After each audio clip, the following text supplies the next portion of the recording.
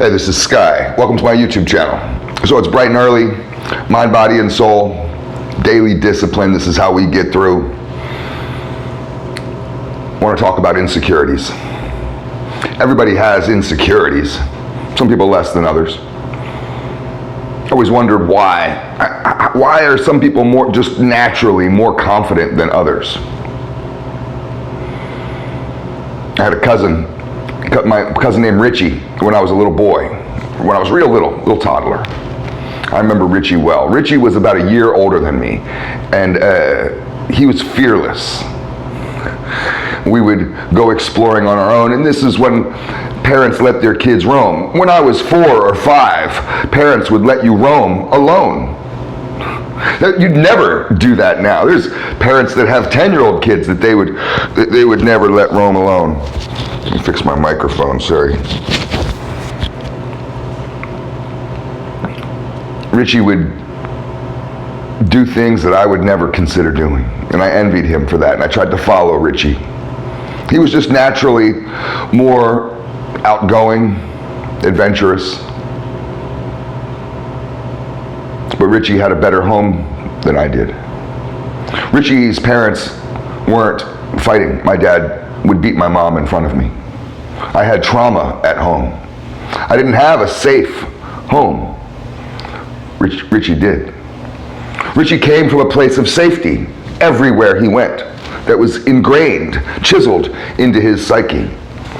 I went everywhere I went feeling unsafe because that unsafety was ingrained in my head, watching my dad beat up my mom and then rape her. Listening to my mother scream and cry on a weekly basis, most nights of the week.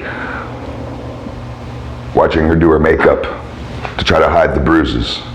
You know, that was home. So when you grow up in these types of ways, you have a nature versus nurture issue. Your lack of confidence can go all the way back like a root of a tree. It can just go on and on. It go all the way back to your history, to the beginning. This is why psychiatrists always ask you about your childhood. It seems so cliche. And so much of who you are is developed in your mind, in your brain at an early age, kindergarten years, toddler years.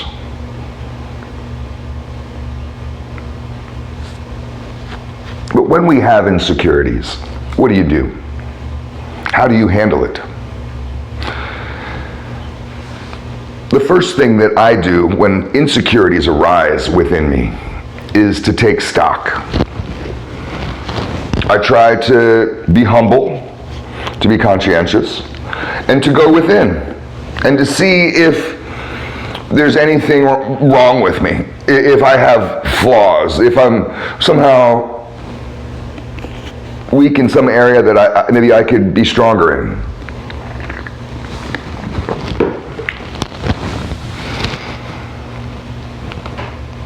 That exercise really, it's a harvesting that always bears fruit. You can always find weaknesses. You can always come up with a short list of things that you may think are wrong with you, or other people have told you that you believe. Now, some of the things that other people tell us are just mean. It's from their own projection. A lot of people misunderstand us. They don't really listen to us. They cherry pick through our sentences. They misconstrue our intentions and then never ask, well, what do you mean by that? But sometimes what they think about us and what they say about us is correct, and it's worth being able to pay attention to all of it so you can kind of use your strainer and catch the stuff that's important. Let go of the bullshit. You know, I may not be a very good classical musician, but so what? I'm not trying to be. So yeah, you can criticize me on that all day. Oh, Sky, well, you're terrible at playing the oboe. I don't even know what an oboe is. I don't play classical music. So, you know, not all weaknesses are worth fixing. You have to find the ones that are worth fixing, that stand out. Say, oh, okay. If I have lack of confidence issues, if I have insecurities, maybe I can work on that. And where is that coming from? Is that coming from a place of fear? Like me and my cousin Richie. You could go back and figure out, where is it that fear started to take over? Or fear became the baseline and the undercurrent?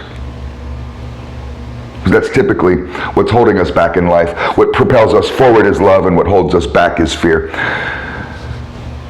What I do when insecurities arise is, well, I take stock. I always divert back to my daily disciplined program of mind, body, and soul. Those are the three areas that I'm constantly working on and promoting in this channel. That's the foundation of my life, whether things are going good or whether things are going bad. Up or down, doesn't matter. I win the lottery, I'm still waking up early in the morning, getting my exercises done, eating healthy, going to the gym, reading, praying, studying. I'm still filling my life with these aspects, being creative, helping others.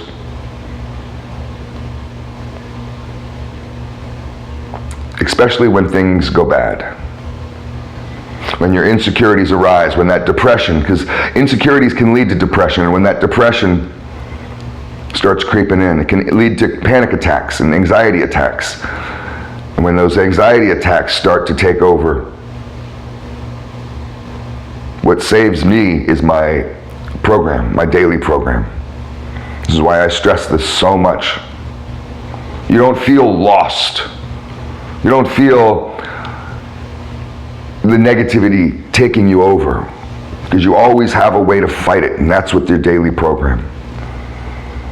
It's so important when insecurities arise to revert back to that program, because that's what builds your confidence. I know I've built up a certain level of confidence in me just as a baseline mentality, as just a core of who I am as a confident person, because I know that I'm doing my part every day.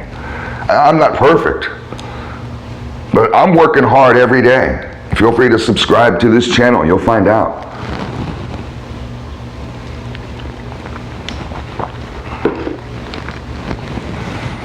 It's interesting though, because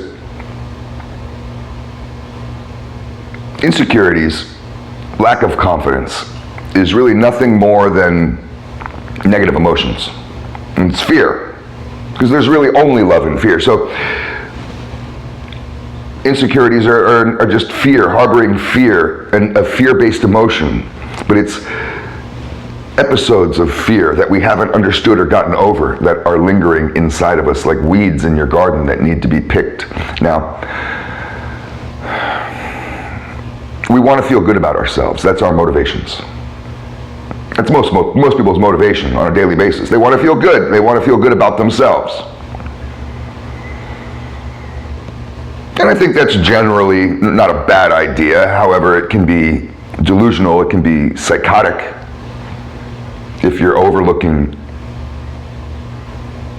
things that you need to change. Sometimes insecurities arise within us for very necessary reasons.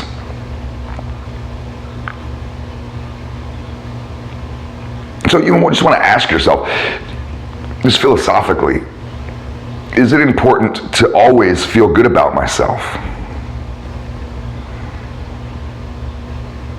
I think are legitimate times when you can feel bad about who you are, when you have outrageous displays of anger, temper tantrums, when you're being awfully selfish at somebody else's expense. Right? We can think of scenarios when it's probably a good idea for you to think that, no, that's not cool. What I just did there is fucked up. So having insecurities isn't bad. You don't want to wash yourself of insecurities completely or get into this fantasy that that's what the goal is, because that's not possible, and it's not necessarily a good goal. You shouldn't always feel good about yourself. Now, this goes back to what I mentioned before about diverting to your program. One of the ways that we combat insecurities is through raising our perceived value. It's good to have a desire to improve. Insecurities lead us to that. And when we're putting in work, you're truly putting in a lot of work, you have a perceived value. I noticed this out in the streets. In the gang world, there's some guys that put in a lot of work. And they have a very high perceived value by others, but also within themselves. And they take kind of ownership of the team in a certain way, like like maybe Tom Brady would do for Tampa. I mean, he doesn't own the team, but he damn well knows that he's putting in a fucking lot of work. And he's like, we got that Super Bowl because of me. And he's not selfish. He knows he's got Gronk and these other guys that help him out. But when you're a heavy hitter on a team and you're really putting in a lot of work, you have a right to kind of claim ownership of something. You have a right to have a high perceived value. So let's end it there. If you have insecurities, start putting in work. Raise your value. It's all food for thought. Thanks for watching.